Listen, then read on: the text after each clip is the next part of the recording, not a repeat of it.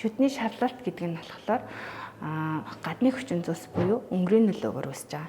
За үүнд нь болохоор тамхи татах, кофе хэмжээгээр уух тиймэрхүү шалтгаануудаар үүсч болдог. Өнөөдөр эхлээд болохоор өнгө тодорхойлогч үзчих та.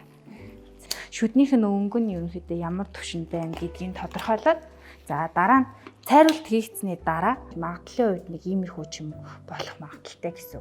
За Японы цайруулалтын хувьд бусад цайруулалтаас давуу талын хувьд хамгийн нэгдүгээр дэжсжүүлэлт гэдгээрээ давуу талтай 16-аас дээш насны бүх хүмүүст хийгдэх боломжтой. За жирэмсний эхний 3 сартаагаас бас мөн хийгдэх боломжтой. За мөн бас хийгдэх явцдаа өвдөл зовөр өгдөггүй.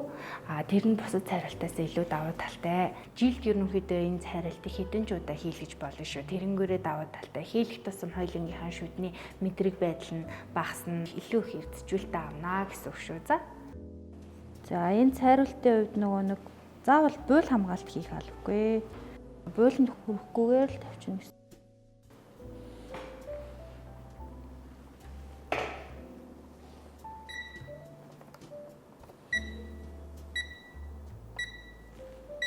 За ингээд авна.